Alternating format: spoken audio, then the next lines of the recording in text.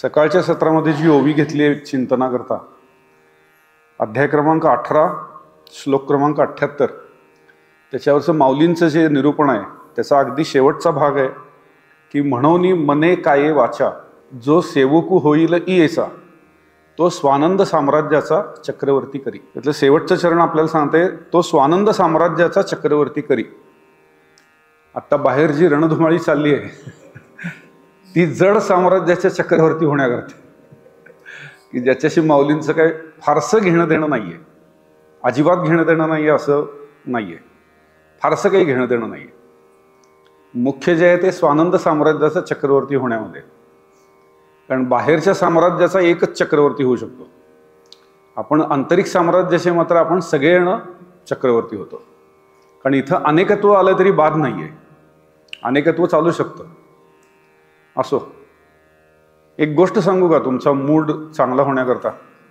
कारण दादा मला आल्याला म्हणाले घसा दुखायला लागला. पारायणाची महाराज मला पण भीती वाटते बरं का, सोपं नाही आहे ते. 4 तास सलग श्लोक, त्याच्या मागच्या ओव्या, नाही म्हणते तरी ते टेन्शनचं काम आहे, शारीरिक मानसिक.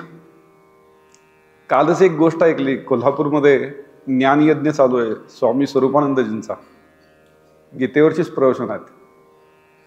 आणि त्यांनी एक छान गोष्ट सांगितली, आवडली, ते मर्मग्राही गोष्ट आहे. त्यांना आपला मूड सुद्धा जरा हलका होईल आणि ती कथेशी रिलेटेड आहे म्हणून सांगतो.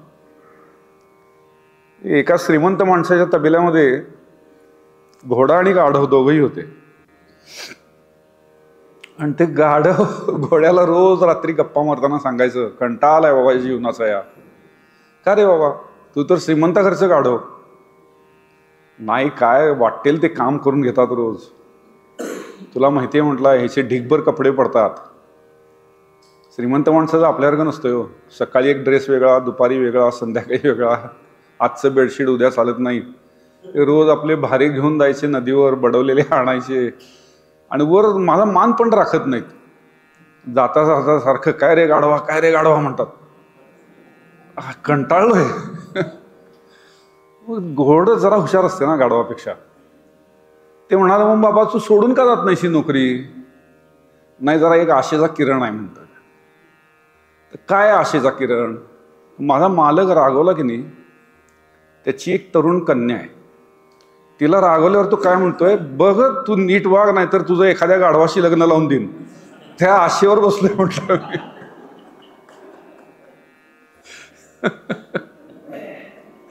तसं आम्ही सगळ्यांना कुठल्या आशेवरती अवलंबून आहोत?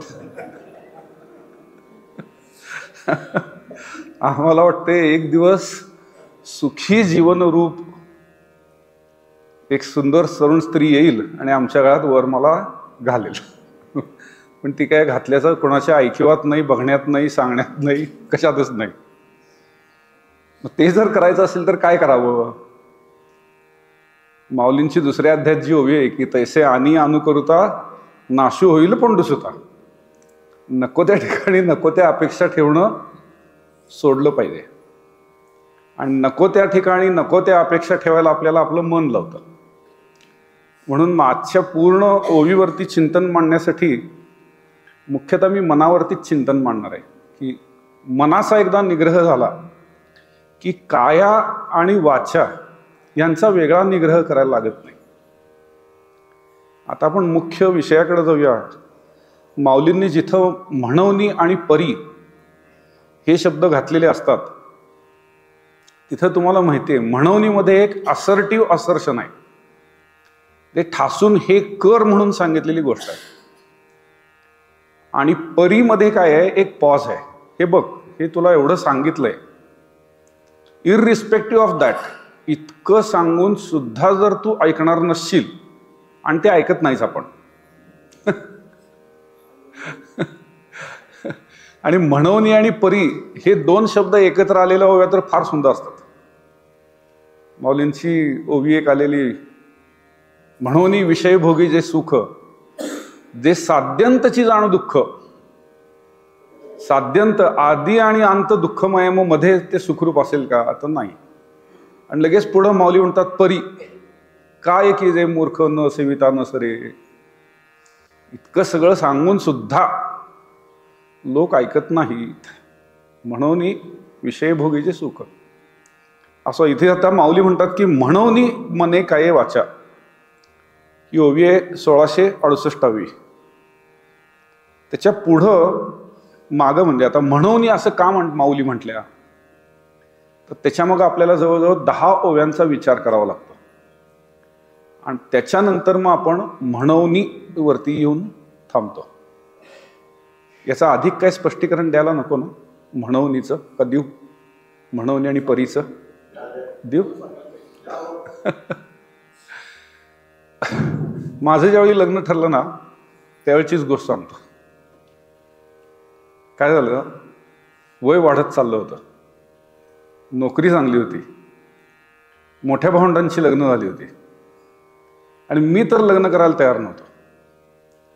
मग माझी आई एक दिवस समोर बसली आणि तिनं पाढा वाचून दाखवला, हे बघ तुझे वडील आता थकलेत, मी थकली आहे, तुझ्या दोन्ही बहिणींची लग्न झाली, भाऊ करता सवरता तो ऑल इंडिया सर्व्हिसमध्ये असल्यामुळं दूरगावी असतो, आणि शेजारी पाजारी आम्हाला विचारतायत की तुमचा इतका उंच गोरा बुद्धिमान मुलगा अजून अविवाहित का, म्हणून तू लग्न कर. ती अशी एक परंपरा सांगायला लागली ना. मग मी तिला माझी परी सांगितली, हे बघा माझी नोकरी आहे, सगळं ठीक आहे, पण अजून मी फ्लॅट घेतलेलं नाही आहे, मला एक कार पाहिजे आहे, ती कार नाही आहे, बँक बॅलन्स पाहिजे आहे, ते नाही आहे. आणि मग ही सगळी परिकथा सांगून झाली माझी, आणि म्हणून मी लग्न करणार नाही. तर असं ते म्हणवनी आणि परी. किंवा काय काय वेळेला बघा तुम्ही, विवाहाच्या वेळेला मुलीला नकार देण्याचं जीवावर येतं काय वेळेला. सगळीकडनं सगळं पटलेलं असतं, पण कारण काय सांगायचं, तुमची मुलगी पसंत नाही. ते बिचारा वर मुलाचा बाप किंवा आई जाते वधू पक्षाच्या घरी, हे बघा सगळं चांगलं आहे. आता माऊलींनी जसं सांगितलं, लावण्य गुण कुळवती आणि पतिव्रता अशी तुमची मुलगी आहे. असती का अशी कधी? लावण्य गुण कुळवती आणि पतिव्रता असो, आपण धरूया आहे. मुलगी उंच गोरी आहे, गुणानं चांगली आहे, म्हणजे काय आहे, अजून सासरी जोपर्यंत येत नाहीत तोपर्यंत वरवरचे गुण तरी चांगले दिसतात. कुळवती आहे, तुमचा आमचा पदर लागतोय, कुळवती आहे, पतिव्रता होईल असं वाटतंय. मग तरी पण तुम्ही लग्नाला नकार का देता? परी, आमच्या एक आत्याबाई आहेत, त्या नको म्हणतायत. ते परी, परी म्हणजे आधी सगळं जे सांगितलंय ना त्याचं निगेशन, आणि म्हणवनी म्हणजे आधी जे सगळं सांगलंय त्याचं अफर्मेशन. तर असं ते नमनाला घडाभर तेल घालायला नको, पुढे जाऊया. हे सगळं नमनाला घडाभर तेल घालून झाल्यानंतर बोलायचं बरं का. आता मागं माऊलींनी ज्या 10 ओव्या ज्या सांगितल्या आहेत की म्हणवनी मने काय वाचा, जो सेवकू होईल येचा, आपण सध्या सगळ्यांना पारायण करतो आहोत. आणि मध्ये मी कथा अशी ऐकली स्वामी सर्वप्रियानंदांच्या तोंडून की मारुतराय आणि राम यांचा परिचय शब्दानं झालाय. मारुतरायांना वेद वेदांत हे प्रत्यक्ष सूर्यानं शिकवलेले आहेत, आणि भगवान रामचंद्र ज्यावेळी वनवासात सीतादेवींना शोधत होते त्यावेळी अशी कथा आहे की बालीच्या त्या सुग्रीव होता तिथं, त्याच्या आश्रमामध्ये तिथल्या काही लोकांना हनुमान वेदांत शिकवत होते किंवा काही श्लोक म्हणत असतील. ते इतके सुंदर शब्द, इतके सुंदर उच्चार कोणाच्या तोंडून येत आहेत ह्याच्याकडे रामाचं लक्ष गेलं, आणि तिथं मारुतीरायांची भेट झाली. तर आपलं पारायण तसं व्हावं अशी माझी इच्छा आहे की संस्कृत श्लोक सुंदर, माऊलींचं 3.5 चरणाची एक एक ओवी की जी कुंडलिनी उत्थापना करता अतिशय सुंदर आहे. ज्यांना हठयोगाचा किंवा कुंडलिनी योगाचा मार्ग मिळाला नाही त्यांनी खंत वाटून घेण्याची गरज नाही. फक्त ज्ञानेश्वरी 3.5 ओवी आपण जी म्हणतो 3.5 चरणांची, ती नीट म्हटली ना की बघा शेवटी कुंडलिनीचा विकास म्हणजे काय हो, ज्ञानशक्तीचा विकास. कुंडलिनी ही चिद्रूप आहे. कुंडलिनी शक्तीचा विकास होणं म्हणजे आपलं ज्ञान आपल्याला कळायला लागणं. ते कळलं जाणं आणि आकळलं जाणं ह्याच्याकरता जी शक्ती लागते ती म्हणजे कुंडलिनी. माझा आवडता विषय आहे त्यामुळे मी त्यात जास्त रमत नाही. कुंडलिनी हा एक माझा आवडता विषय आहे. पण आपण आता म्हणून असं माऊली का म्हणतात ते एक 7-8 ओव्यांच्या मध्ये बघूया. जैसा नेणो केवढा वन्नी परी गुणाग्री ठेवूनी, त्याच्याही आधीचा श्लोक आहे 1660चा. एवं भारताचा आवाका आणुनी श्लोका एका संजये कुरुनायका दिधला हाती. महाभारताचे आपल्यापर्यंत पोचलेले श्लोक 1.25 लाख आहेत. जसं वेदांचं जे कंपायलेशन केलं गेलं, वेद अनंत बोलिला, वेदांना अनंत काही काही सांगितलं, पण आपल्यापर्यंत आल्या त्या 1 लाख ऋचा आल्या. कारण व्यासांनी त्याचं एकत्रीकरण केलं, कंपायलेशन केलं, मराठीमध्ये एकत्रीकरण केलं आणि ते 1 लाख आले. तसं महाभारत खूप मोठा आहे, अफाट आहे. त्याचे 1.25 लाख श्लोक आहेत. त्याचं कारण असं आहे की महाभारतासारखा ग्रंथ हा मानवी जीवनाच्या सर्व अंगांना स्पर्श करणारा ग्रंथ आहे.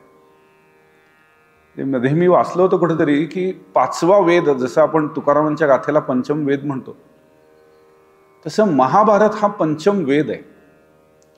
तो एवढ्या करता की महाभारत कळल्याशिवाय आपल्याला वेद आणि वेदांत कळत नाही.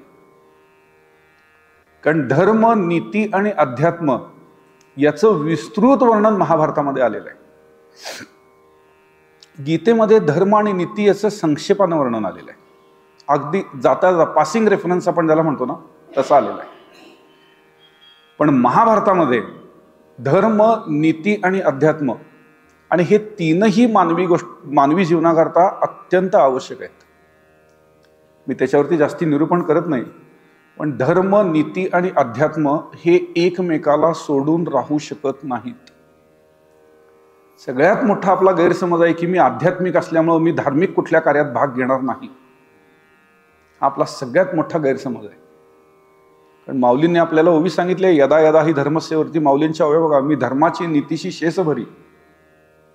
अध्यात्माचं काम असं आहे की धर्म आणि नीती यांची 100ही पूर्ण करणं. 100ही पूर्ण करणं म्हणजे नष्ट करणं नाही. कारण आपण एखाद्याला म्हणतो ना, तुझी आता 100ही झाली आहे पूर्ण. जी कृष्णानं कोणाची केली होती? शिशुपालाची. तशी नाही. इथं 100ही पूर्ण करणं म्हणजे त्याला पूर्णत्व देणं.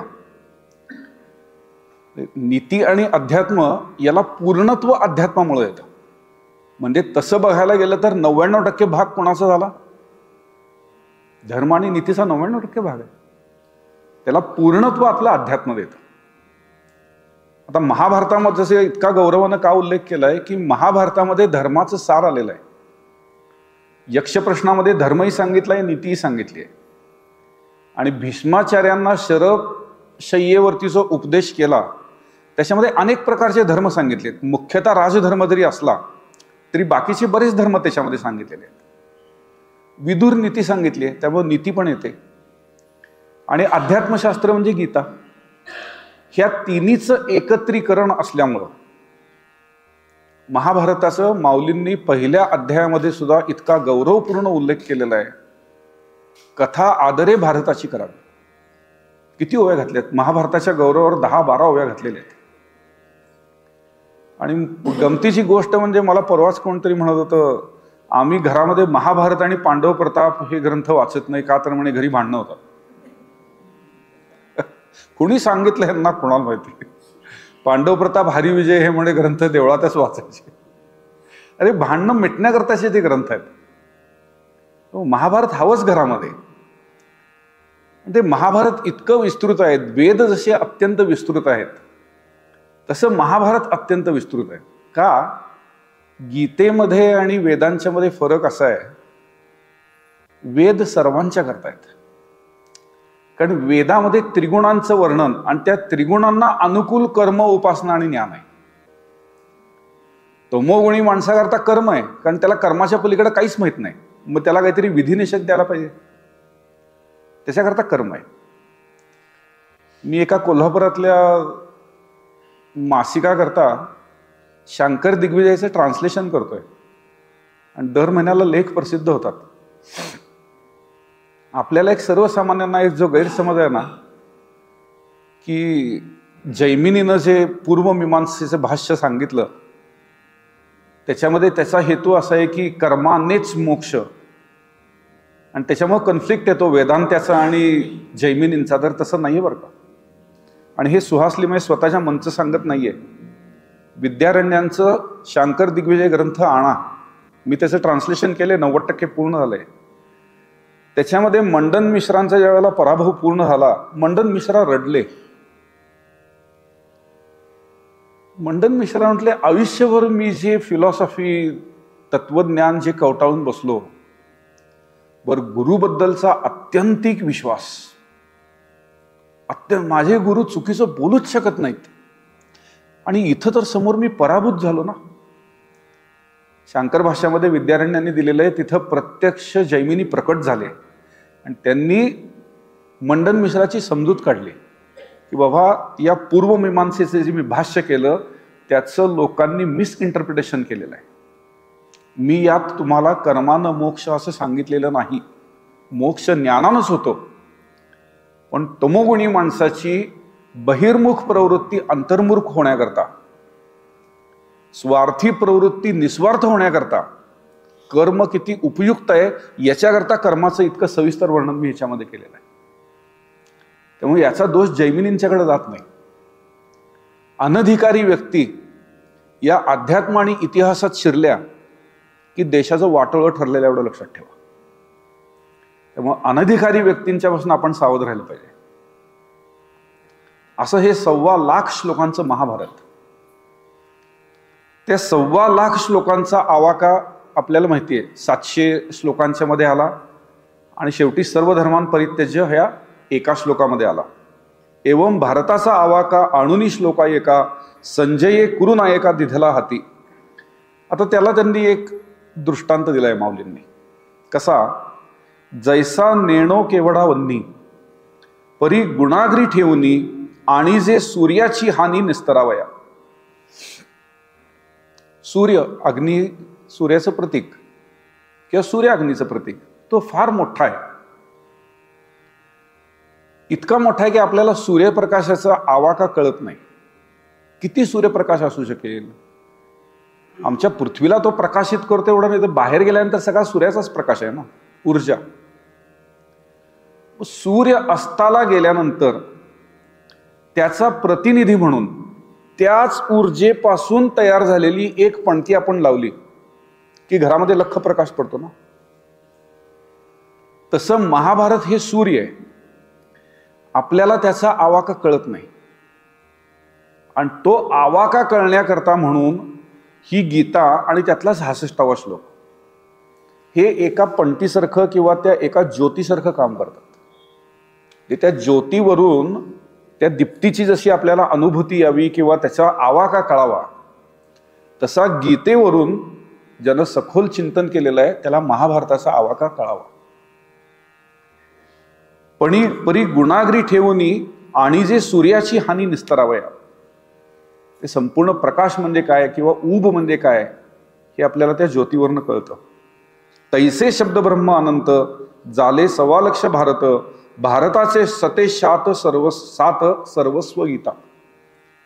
संपूर्ण महाभारताचा इसेन्स ऑफ द इसेन्स किंवा सारांचं सार, कढवून कढवून केलेला काढा की जो आता पटकन आपल्याला उपयोगाला पडतो ना, तसं महाभारत कढवून कढवून जे आपल्याला सार दिलं ते म्हणजे भगवद्गीता. तयाही 7 शतांचा इत्यर्थू हा श्लोक शेषीचा व्यास शिष्य संजयाचा पूर्णोद्गारू जो. हे सर्व धर्मान परित्यज्य मामेकम शरणम व्रजवरती माऊलींचं भाष्य. येणे एकेची श्लोके राहे तेणे असके अविद्या जाताचे निके जिंतले होय. इथंपासून आता आपल्या ओवीकडचे संदर्भ आहेत की म्हणोनी मयेन मने काय वाचा. या संपूर्ण गीतेनं काय केलं किंवा या एका श्लोकानं काय केलं? येणे एकेची श्लोके राहे तेणे असके अविद्या जाताचे निके जिंतले होय.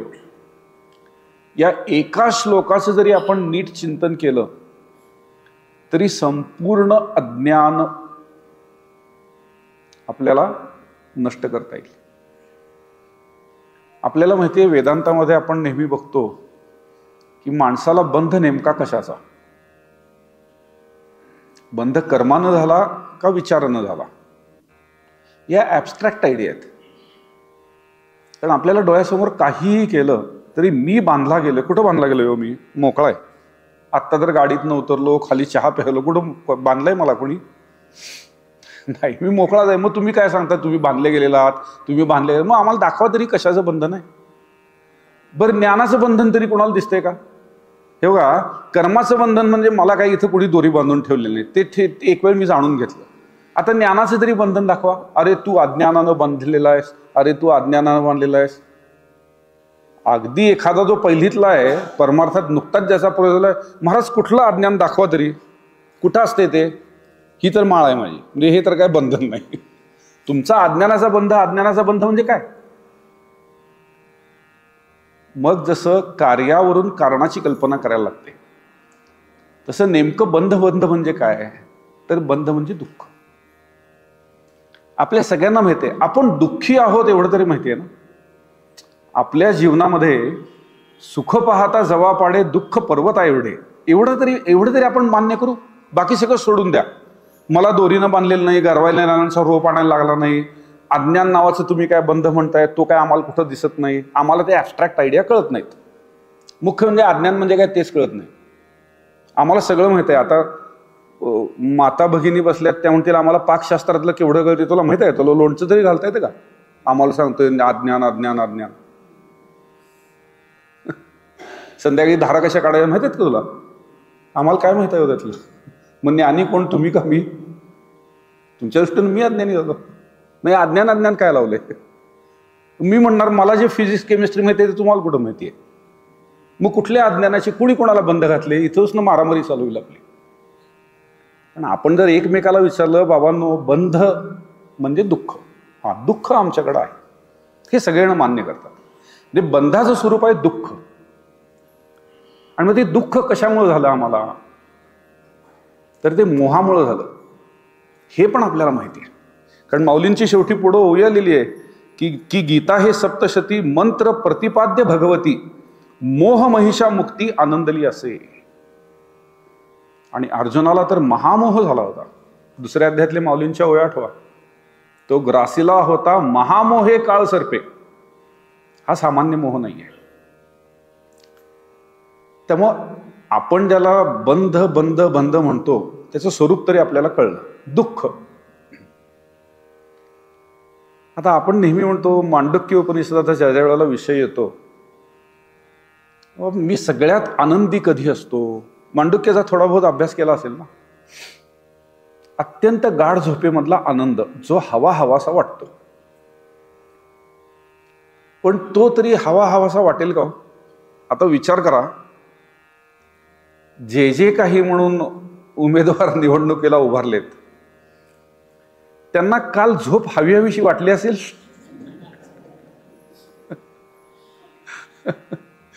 कधी एकदा 23 तारखेची संध्याकाळचे 4 वाजता आहेत. म्हणजे आपण त्याला म्हणतो जागृती आणि स्वप्नामधनं माणूस थकला की एक निर्वृत्तिक निर्विषयक आनंद आम्ही गाढ झोपेमध्ये घेतो. आता मला सांगा, उमेदवारांना निर्वृत्तिक निर्विषय आनंदाची काल ओढ असेल?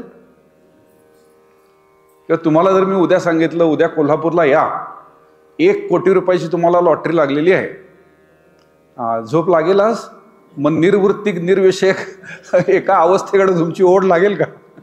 मग त्या गाढ झोपेत तरी आनंद आहे का? तिथं दुःखाचा प्रत्यक्ष अनुभव नाही, पण दुःखाची बीज आहेत. आणि जागृत अवस्थेमध्येच आम्ही त्यातली काही बीज ज्यांना भरपूर पाणी घातलेले असतं ना, ती तरारून येतात त्या अज्ञान अवस्थेमध्ये. म्हणून माऊलींना नाईलाजानं बोलावं लागलं की साचची पुढती विरा, जरी न येता स्वप्न जागरा तरी ब्रह्मभाव साचो करा म्हणून येते. त्याचं स्वामी स्वरूपानंदांनी इतकं छान व्याख्यान दिले ना की हे जागृती स्वप्न सुषुप्ती आहे काय? काळ्या रंगाचं एक बॅरल आहे, ते म्हणजे सुषुप्ती. त्यातनं 1 बादली पाणी काढून मी सडा टाकला, एक गोल काढला 4-5 फुटाचा, ते स्वप्न. आणि हा हॉलच काळा करून टाकला, ती जागृती. सुषुप्तीमध्ये काय होतं, हे काळा रंग इथला गोळा करायचा, इथला गोळा करायचा, इथं टाकायचा, बॅरलमध्ये गेला परत. जागृती, स्वप्न, पण ते शेवटी काळं पाणीच आहे हो, ते अज्ञान आहे. अज्ञान म्हणलं तर हे कळत नाही बाबा. जागृती आणि सुषुप्ती या सुद्धा अज्ञानजन्यच आहेत. ही ॲब्स्ट्रॅक्ट आयडिया कळली कोणाला? मला बरेच दिवस कळत नव्हती. मी स्वरूपानंदांचं प्रवचन ऐकल्यानंतर शाणवलं, याला म्हणायचं अज्ञानजन्य. काळं बॅरल डोळ्यासमोर येतं. छोटी रांगोळी स्वप्न, मोठी रांगोळी जागृती. संध्याकाळी काय होतं हे सगळं त्या आपण वेदांतातले शब्द काय वापरतो? स्वप्न आणि जागृती या अवस्थांचा सुषुप्तीमध्ये विलय होतो. काय कळलं? काही कळलं. पण हे दोन्ही रंग त्या बॅरलमध्ये टाकले आणि एकच झाले. कळलं का नाही? तसं ते स्वप्न जागृती आहे. आणि त्या अज्ञानामुळं आपल्याला मोह होतो. आणि मोह आपल्या दुःखाचं कारण आहे. तो दुःखच आपल्याला बंधनात टाकतो. बंधनात टाकतो म्हणजे एका आशेच्या मागं लावतो. मगाशी जसं मी बोललो त्या गाढवाला आशा लागली होती, पण तसं आम्हालाही आशा लागली आहे की एक दिवस मी सुखी होईन. आशा चुकीची नाहीये, आशा हवी आहे, पण ती चुकीच्या दिशेनं चालली आहे. येणे एकेची श्लोके राहे तेणे असके, अविद्या जाताचे निके जिंतिली होय. ही संपूर्ण अविद्या जर नाश करायची असेल तर आपल्याला गीतेकडे वळावंच लागेल. ऐसे श्लोक सते सात, गीतेची पदे अंगे वाहत, पद्मे म्हणो की परमामृत गीता काशीचे. इथं भगवद्गीतेच्या प्रत्येक पद म्हणजे एकेका श्लोकाचं वर्णन केलेलं आहे. हे पद म्हणजे एक एक पाय असा वेगळा समजू नका. जसं आपलं एक एक पाऊल सगळ्या शरीराचं ओझं घेऊन जातं ना, का पाऊल पुढं आणि शरीर मागं कुठेतरी दुसरीकडे असतं. जिथं पाऊल तिथं शरीर अखंडत्वानं आहेच. तसं गीतेच्या प्रत्येक श्लोकामध्ये गीतेचा अर्थ संपूर्णपणे भरून राहिलेला आहे. त्याचं चिंतन समन्वयानं व्हायला पाहिजे. म्हणून बाऊली पुढे बोलले 700 श्लोक 18 अध्यायांचे लेख, परी देव बोलिले एक जे दुजे नाही. 700 श्लोकांच्या पासून भले आपण आपल्या अभ्यासाकरता लघु सिद्धांत आणि महासिद्धांत वगैरे त्याला लेबल लावली, पण प्रत्येक माऊलींनी वाचे बरवे कवित्व मध्ये काय सांगितलंय? वाचे बरवे कवित्व, कवित्व बरवे रसिकत्व, रसिकत्वे परतत्व स्पर्शू जायचा. माऊलींच्या प्रत्येक ओवीत भगवंताच्या गीतेच्या प्रत्येक श्लोकामध्ये परतत्वाचा स्पर्श. पुढच्या चरणामध्ये माऊलींनी त्याला चिदाकाशाची उपमा दिली आहे. पद्ये म्हणो की परमामृत गीता काशीचे. आपल्याला या आकाशातनं जे पाणी मिळतं त्यानं तात्पुरतं सुख मिळतं. नाही असं नाही, अन्नधान्य पिकतं, आंघोळीला पाणी आहे, प्यायला पाणी आहे. पण आपल्यातला जीव किंवा आपल्यातला जर खरा मी जर सुखावायचा असेल तर त्याला हे पाणी नको, त्याला अमृत पाहिजे. अमृत तत्वाची प्राप्ती पाहिजे. आणि म्हणून इथं माऊलींनी असं म्हटलंय की पद्मे म्हणो की परमामृत गीता काशीचे. गीतेनं आपल्याला काय दिलं? शांत रस दिला. मग अर्थाचे नि वरसे गीतार्थ ग्रंथ नमिसे, वर्षाला शांत रसे तो हा ग्रंथ. तर हे गीतारूपी आकाश जे आहे त्याच्यामधून परमामृताचा वर्षाव होतो. आणि आपल्याला माहिती आहे हा असा परमामृताचा वर्षाव आहे की जो घेतल्यानंतर मनुष्य कायमचा सुखी होतो. आता अमृत आणि परमामृतामध्ये थोडासा किंचित फरक आहे बरं का. जसं औषध कशाला म्हणायचं? खरं औषध की ज्यानं रोगही गेला पाहिजे आणि त्या रोग्याच्या आरोग्याची पुष्टी पण झाली पाहिजे. आता मला ॲलोपॅथी मधलं एक औषध सांगा ज्यानं ही दोन्ही कामं होतात. पुष्टी होत नाही. कधी कधी ते भीक नको खरं कुत्रावर म्हणायची पाळी येते. 5 दिवसाचा अँटीबायोटिकचा कोर्स करून बघा, पुढं 15 दिवस तोंडावरची राया गेलेली असते. न सांगता माणसाला गल्ले ह्याला अँटीबायोटिक चालू.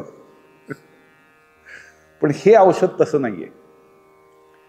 गीतेचं औषध जे आहे ते रोगही घालवतं आणि आपल्याला आत्मिक पुष्टी पण देतं. असं हे औषध आहे. असं म्हणून त्याला परमामृत म्हटलेलं आहे. स्वर्गाचं अमृत काय करेल? फार फार तर तुम्हाला सुख देईल, दुःखाची निवृत्ती करून सुख देईल. सुखाचं बीज नाही जाणार. सुखाचं बीज नाही जाणार, पण ते क्षीणे पुण्य मर्त्य लोकम विशंती, जेवढं भांडवल होतं संपलं की परत यायचं. त्या हल्ली टूर्स असतात बघा 7 दिवसाच्या वगैरे, बरं वाटतं 7 दिवस, 8व्या दिवशी घरी. तसा तो स्वर्ग आहे. क्रूज म्हणा फार तर, पुण्य संपलं की परत यायचं. पुढं माऊली असं म्हणतात की आत्मराजाची या सभे गीते वडवले हे खांबे, मज श्लोक प्रतिभे ऐसे येतं. आता अजून गीतेचं वर्णन केलंय. आत्मराजाची सभा आहे. आता आपला हा शिवगोल्ड हॉल आहे, इथं 700 खांब लक्षात ठेवा. इथं काका बसलेत असं समजा, माझ्यावर अध्यारोप करा काकांचा. आणि ही आत्मराजाची सभा आहे असं समजा, त्याला 700 खांब आहेत. ते 700 खांब म्हणजे गीतेचा एक एक श्लोक. आणि मग शेवटच्या 2 चरणामध्ये की गीता हे सप्तशती मंत्र प्रतिपाद्य भगवती मोह महिषा मुक्ती आनंदली असे. दसरा येऊन गेला, खंडेनवमीला आपण बघितलंच, महिषासूर मर्दिनी या रूपामध्ये ते असते. ते एक प्रतीक आहे. आपली भारतीय संस्कृती, भारतीय वेद वेदांत पुराण ही या प्रतीकांनी इतकी समृद्ध आहेत ना महाराज. या प्रतीकांचा अर्थ जर आम्हाला लहानपणी जर योग्यरित्या कळला, काय सुंदर आमचं जीवन ट्रान्सफॉर्म होईल. मी नुकतंच गुरु नानक देव जयंतीवर त्रिपुरी पौर्णिमेला एका मठामध्ये बोललो. वाचण्याजोगं चरित्र आहे गुरु नानक देवांचं. त्यांनी सगळ्या धर्मांमधल्या, म्हणजे त्याच्यामध्ये त्यांनी जैन मुनींशी पण त्यांचा बिकानेरमध्ये संवाद झाला. शंकराचार्यांच्या नंतर भारतामध्ये इतकी प्रचंड परिक्रमा केलेला संत माझ्या तरी बघण्यात नाही. गुरु नानक देवांनी कर्तारपूर, पंजाबमधलं एक ठिकाण आहे, तिथून उजवीकडं ब्रह्मदेशापर्यंत, आसाम ब्रह्मदेश, तिथनं परत खाली कोलंबो, वरती तिबेट आणि पश्चिमेला बगदादपर्यंत परिक्रमा केल्यात. किती अनेक मतांशी त्यांचा, जसा आचार्यांचा वादविवाद व्हायचा तसं किती लोक, म्हणजे त्याच्यामध्ये हिंदू पंडित होते, मुस्लिम्स होते, बौद्ध होते. गोरख मठामध्ये त्यांनी तिथल्या हठयोगी आणि या अनेक योग्यांशी चर्चा करून त्यांना उपदेश केलेले आहेत. सिद्धांत गोष्ट नावाचा ग्रंथ आहे त्याच्यावरती. जे आचार्यांचं काम तेच गुरु नानक देवांचं काम. बाबांनो, तुम्ही करता हे अयोग्य नाही आहे, योग्य आहे. त्याला एवढ्याची फक्त जोड द्या. त्यांची ज्यावेळी मुंज झाली त्यावेळेला मुंज करताना जे जानवं घातलं जातं, त्या जानव्याचा त्यांनी इतका सुंदर अर्थ सांगितलाय ना, की असं जानवं मला पाहिजे. मी डिटेल सांगत नाही, तर मग ते विषय दुसरीकडे झाले, मग काय गाडी घसरते आमची. तसं गीतेचा मुख्य जो उपदेश आहे तो त्या मोहाचा नाश करण्याकरता आहे. आता ओवी घेऊया का? म्हणवणी. काय आहे, एखाद्या गोष्टीचं महात्म्य पटल्याशिवाय त्याच्यावरती प्रेम निर्माण होत नाही. आम्हाला नामाबद्दल प्रेम का नाही, तर त्याचं महात्म्य पटलेलं नाहीये. तसं गीतेचं महात्म्य माऊलींनी वरच्या 10 ओवींमध्ये सांगितलंय. आणि मग म्हणतात, हे जर तुम्हाला इतकं सगळं ऐकून जर आता उत्सुकता निर्माण झाली असेल की गीतेचा काही अभ्यास करावा, इतकं सगळं सांगतायत आपल्याला, तर आपलं जीवन आपण आनंदी बनवावं. म्हणवणी, इतकं तेल घालायला लागलं वा. म्हणवणी. पुढं काय सांगितलंय? मने काये वाचा जो सेवकू होईल येचा, तो स्वानंद साम्राज्याचा चक्रवर्ती करी. संपूर्ण गीता ही एका राजाची कथा आहे. एक राजा होता, अतिशय बलवान. त्याचे 2 चांगले मंत्री होते. एकाचं नाव बुद्धी आणि एकाचं नाव मन. आणि त्या राजाने सांगितलं होतं की बाबा, हे नीतिनियम तुम्हाला घालून दिलेले आहेत, ह्यानं माझं राज्य व्यवस्थित चालवा.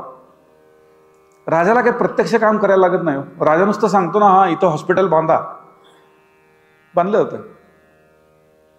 ते काय झालं, राजा फार सुखात बुडलेला बघून या मंत्री आणि सेनापतीला झाली असूया. आणि त्याच्या न कळत हे जास्त बलिष्ठ झाले आणि त्यामुळे त्या राजाचं अधःपतन झालं. मग त्या अधःपतन झालेला राजा या मन आणि बुद्धिरूपी प्रधान आणि सेनापतीला वठणीवर कसा आणतो आणि आपलं राज्य परत कसं मिळवतो याची कथा म्हणजे भगवद्गीता. आता यातला राजा कोण? जो साक्षी होता आणि जो जीव झाला, जो सार्वभौम होता. जो साक्षी आहे तो सार्वभौम आहे. तो आपल्या आनंदाकरता कधीही कोणावरती अजिबात अवलंबून नाही, त्याला सार्वभौम म्हणतात. पण परावलंबी झाला. परावलंबी म्हणजे काय? दुसऱ्याच्या हातात सत्ता दिली. कोणाच्या हातात दिली? मन आणि बुद्धीच्या हातात. आणि मग ते डोक्यावर बसले. त्यातल्या त्यात ना बुद्धी बरी आहे. मन, आपल्या सगळ्या अनर्थाचे जे मूळ आहे ते मन आहे. आता मनाला सगळ्या इंद्रियांचा राजा म्हणतात.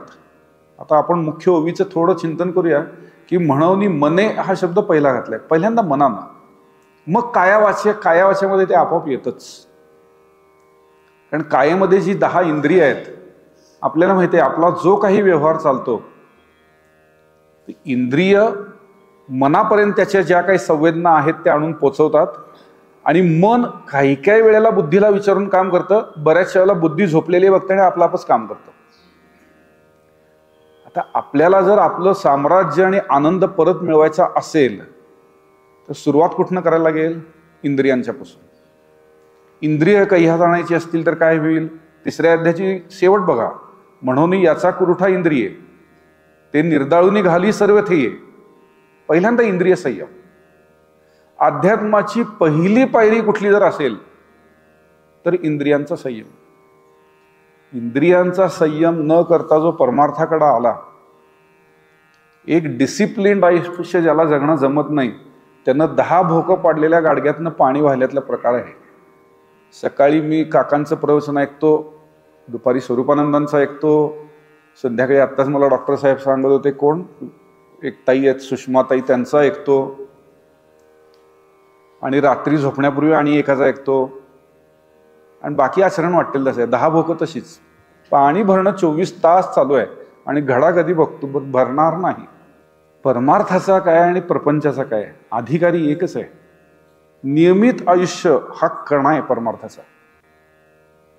माऊलींची 6व्या अध्यायातला 17वा श्लोक, युक्ताहार विहार युक्त चेष्टस्य कर्मसु युक्त स्वप्नावबोधस्य योग भवती दुःख, ह्याच्यावरती चिंतन करून तसं आयुष्य जर नियमित केलं असेल, 6व्या अध्यायातच माऊली बोलतात ना, तरी अनियता अशी सर्वथा योग्यता नाही म्हणून. अर्जुन लगेच विचारतो ना, इतका सुंदर कुंडलिनी योग असल्यानंतर सगळ्यांना वाटतं अरे योगी व्हावं. योग्याला लोक घाबरतात हो, म्हणून ते बरं वाटतं. चांगदेवाला लोक घाबरत होते ना, ज्याला घाबरतं त्याची पब्लिसिटी जास्त. ज्याला कोण घाबरत नाही त्याची पब्लिसिटी कोण करणार? म्हणून अर्जुन म्हणतो, वा काय सुंदर योग सांगितलास, मला तो जमेल का? भगवंतांनी आधीच सांगितलं, अनियता अशी सर्वथा योग्यता नाही. आयुष्य नियमित पाहिजे. युक्ताहार विहारस्य युक्त चेष्टस्य कर्मसु, इथं पासून आपण आपली सुरुवात केली पाहिजे. आता हे मन जे आहे त्याला सर्व इंद्रियांचा राजा म्हटलेला आहे. इंद्र या शब्दाची फोडच आहे इदमद्र. ज्यानं इंद्रियांचं संयमन केलेलं आहे त्याला इथंच स्वर्ग सुख आहे. तो वाटेल तसं आडवं तिडवं जेवत नाही, वाटेल तसं आडवं तिडवं झोपत नाही, वाटेल तसं खातपीत नाही, वाटेल तसं बोलत नाही. 5 इंद्रिय ज्ञानेंद्रिय कर्मेंद्रियावरती ज्यानं जय मिळवलेला आहे त्याला कोण दुःख देऊ शकेल? तो याच देहात स्वर्गात असल्यासारखाच आहे ना. म्हणून स्वर्गात जायचं असेल ना, ज्यानं इंद्रियांचं संयमन केलेलं आहे तो स्वर्गातच आहे, त्याला कुठलं दुःख आलं? कारण दुःखाची सुरुवातच कुठून होते? अनुकूल आणि प्रतिकूल संवेदनेपासून सुखदुःखांची सुरुवात होते ना आपल्याला. डोळ्याला जर आवडीचा विषय मिळाला तर आपण त्याला प्रतिकूल संवेदना म्हणतो आणि त्यानं मन आनंदित होतं. सकाळी मी ब्रश लावत लावत घराचा दरवाजा उघडला आणि ज्याचं तोंड मला अजिबात बघायचं नाही तो समोर आला. इंद्रियांचा विषयांशी सन्निकर्ष झाला आणि त्यानं संवेदना पाठवली मनाला. मन काय म्हटलं, अरे अरे अरे हे काय सगळा दिवस वाया जाणार राव. आता ती पण इंद्रियांचं संयमन जर केलेलं जर असेल तर अनुकूल आणि प्रतिकूलत्व राहत नाही. मग तिथं सगळ्याचं स्वागत केलं जातं. सुस्वागतम पेक्षा तो दुसरं काही बोलतच नाही. म्हणून या इंद्रियांचं संयमन हे पहिल्यांदा मनामार्फतच करायला लागतं. अल्टिमेट मेसेंजर कोण आहे त्याला महत्व. जसं पत्र पोस्टात पडतं, मग ते हेड पोस्ट ऑफिसला जातं, मग माझ्या सर्कलमध्ये येतं आणि मग पोस्टमन ना. तसं उलटा प्रवास करायचा झालं तर काय, मला डायरेक्ट मुंबईला पत्र पाठवता येत नाही. मला माझ्या जवळच्या शनिवार पेठ पोस्ट ऑफिसमध्ये जाऊन टाकायला लागतं. मग ते GPOला जातं, मग ते ट्रेनमधनं मुंबईच्या पत्त्यावर जातं आणि मग त्या माणसाला मिळतं. तसं विषय पहिल्यांदा इंद्रियांच्या मध्ये, इंद्रियांच्याकडनं संवेदना मनामध्ये, मनामधनं अनुकूल प्रतिकूल ठरवणाऱ्या बुद्धीमध्ये आणि त्या बुद्धीमधनं चिदाभासामध्ये म्हणजे जीवामध्ये. तर जो इंद्र झाला त्याला दुसरीकडे कुठेही स्वर्गासाठी जाण्याची गरज नाही. त्याच्याकरता पृथ्वीवरचं आयुष्यच बघा तुम्ही, खाण्यापिण्याचे लाड संपून जातात.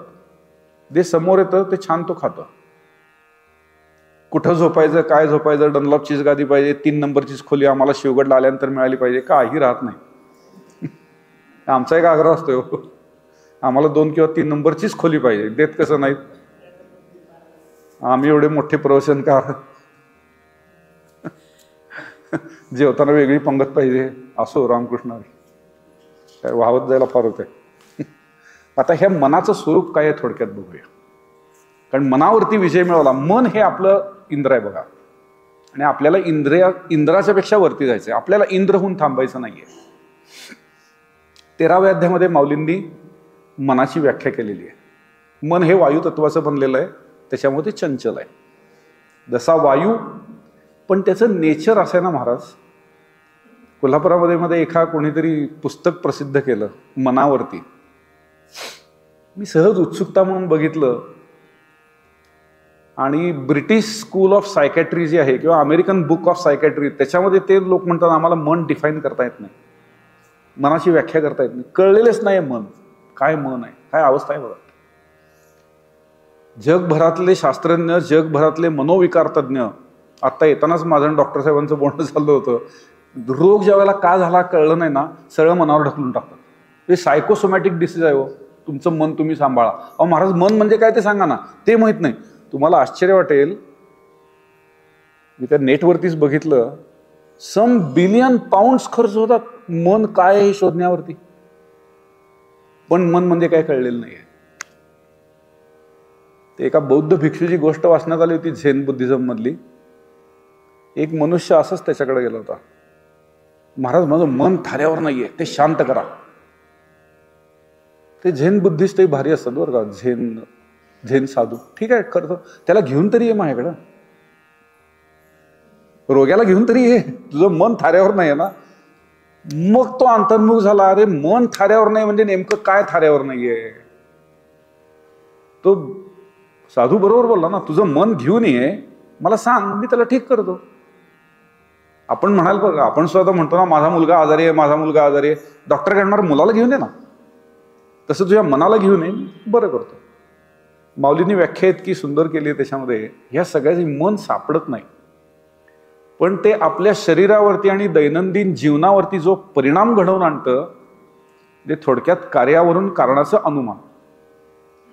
वाया मन हे नावं एरवी कल्पनाची सावेव, जयाचेनी संगे जीव वस्तू दशा. त्या साक्षीला कुटस्थाला या मनाचा संग केल्यामुळे जीवदशा आली. पर प्रत्यक्ष संग तरी झालाय का हो? प्रत्यक्ष संग नाहीये, हा काल्पनिक संग झालेला आहे. मन सापडतच नाही. कोणी दाखवा म्हटलं तुमचं मन आणून तर ते दाखवता येत नाही. पण कार्यावरून कारणाची जसं आपण परीक्षा केली, कारण शोधून काढलं, तसं ज्या अर्थी मी आत अस्वस्थ आहे त्या अर्थी एक काहीतरी तत्व मला सारखं छळतंय. साधं सकाळी आम्ही आता महावीर कॉलेज पासून ते मुरगुडचा यायचा प्रवास, 50 किलोमीटरचा प्रवास, मनानं किती छळावं, बिद्री मार्गे येऊ का कागल मार्गे येऊ. माझ नेमकी निवडणूक आहे, वाटेत गाडी कोणी अडवली तर मग आपल्याला जायचे लवकर वेळेत, मग दोघं जायचं का तिघं जायचं, बरं येताना पेट्रोल कुठल्या पंपावर भरायचं, जायचं मुरगुडला पक्क होतं. मन सारखं मग 9:30ला निघायचं का 9ला निघायचं? मग प्रवचन 11:30ला आहे तर 11ला गेलेलं बरं का 11:15ला गेलेलं बरं का 10ला गेलेलं बरं? अगदीच लवकर गेले तर काय होतं, मध्ये प्रवचन करायला मान नीट राखला जात नाही. काही प्रवचनकारांचं असं ऐकून आहे बरं का, फोन करतात हॉल भरलाय का, मग मला फोन करतात. तर काय ते मन इतकं छळतं ना, सारखं संकल्प विकल्प आपल्यासमोर टाकतं. मग त्या मनाचं थोडंसं पुढं आपण बघू, त्याचे प्रताप बघू. जसं मी बोललो की माऊली तर म्हणतात वाया कल्पनाची सावेव. केवळ कल्पने मात्र मन आहे, मन नावाची एक कल्पना आहे. मग आता त्याचे प्रताप काय आहेत, त्याच्यावरनं आपल्याला मनाचं स्वरूप ओळखावं लागेल. त्याचे प्रताप पुढं माऊलींनी दिलेत. ते बुद्धीची बाहेरी. आमच्यातल्या निश्चयात्मक बुद्धीला सारखं टोचून बाहेर काढायचं. एखाद्या माणसाला आपण खालना हाका मारून मारून बाहेर काढतो बघा. रात्री अपरात्री आमची कॉलेजमध्ये सवय होती. तो घाबरून बाहेर काय तो, बाकी 4 जण उठतात तो आजूबाजू, जा की तुझे मित्र आलेत. तसे मन बुद्धी शांत बसलेली असते बरं का. बुद्धीचा बऱ्यापैकी निश्चय असतो, अरे बाहेर जाऊ नये, फार गरजेपुरतं जावं. ते मन त्याला बाहेर ओढ. चल की आज इतकं शिवगडला सुंदर वातावरण आहे, ते आपल्या डॉक्टर साठेंच्या समोर एक मिसळीचं आहे बघा दुकान, चल जरा मिसळ खाऊन येऊया. काय नाही तर पारायण चालू आहे, जिलबी जरी पाव किलो घेऊन येऊया. ते मन शांत इथं शिवगडमध्ये बसलंय बरं का. बुद्धी नाही बाबा पारायणाला आलोय, जरा चांगलं काहीतरी ऐकूया, वाचूया, बोलूया, पण मन बाहेर ओढतं. म्हणून पहिला प्रताप काय, जे बुद्धीशी बाहेरी. अंतर्मुख बुद्धीला जे बहिर्मुख करतं त्याचं नाव मन. माऊलींनी पुढे त्याला दार म्हटलेलं आहे. ते दार बंद करायला लागतं, म्हणजे मग बुद्धी आत राहते, म्हणजे अंतर्मुख होते. अहंकाराच्या उरावरी, अहंकाराच्या छाताडावरच बसलेलं असतं ते. आता अहंकाराचा अभ्यास तुम्ही केला असेल, नेमका आपला अहंकार म्हणजे काय हो? अहंकार हा it is nothing but summation of habits and desires. आपल्या सवयी म्हणजे हॅबिट्स आणि वासना यांची गोळाबेरीज, याचं नाव इगो. विचार करून बघा, आपण ज्या वेळेला बघतो माझा आज इगो दुखावला गेला, कारण 2च असतात. सकाळी उठल्यानंतर आमची काय, माझी सवय तरी काय आहे, सगळ्यांना इथं माहिती आहे मुरगुडातल्या, एवढा मोठा चहा करून प्यायचा. इथे येऊन बसतो मी, आलं घातलेला चहा. मग एखाद दिवशी कळतं ना आज चहा मिळणार नाहीये, सकाळी विष्णू सहस्त्रनाम आहे, माझा इगो दुखावला गेला. का तर माझी हॅबिट काय आहे, सवय 6ला चहा पाहिजे, आणि आज तर सांगितलं चहा नाही.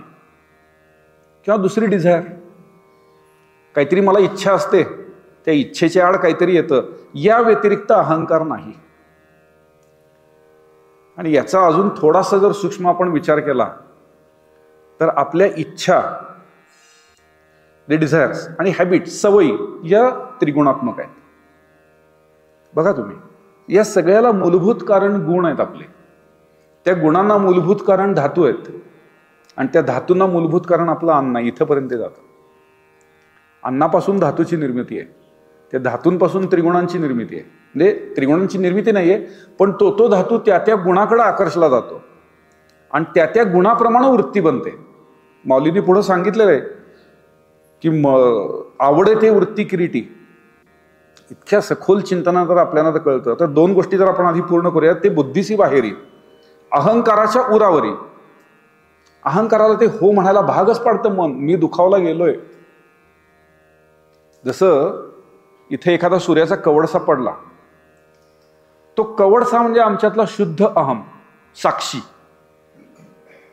अशुद्ध अहम किंवा अहंकार, मी तुम्हाला आता जे बोललो ना, की जे वासना अधिक सवयी. आता त्याच्यावरती मी एक पांढरा धागा ठेवला, किंवा धरून त्याला केशरी रंगाचा धागा ठेवला, ती म्हणजे माझी सात्विक सवयी. काहीतरी आपल्याला सात्विक सवयी पण असतात ना, सात्विक सवय. लाल रंगाचा धागा ठेवला, तामसिक सवय. आणि हिरव्या रंगाचा धागा ठेवला, राजसिक सवय. आता अशा अनेक सवयींचे मी त्याच्यावरती दोरे टाकत गेलो. छोटंसं प्रतिबिंब आहे. आपली राखी असते ना रक्षाबंधनाला बांधणारी, एक धागा टाकला सत्ववृत्तीचा, एक धागा टाकला रजोगुणाचा, असे टाकत गेलो. एक दिवस काय होईल, मुख्य प्रकाश आपल्याला दिसणार आहे.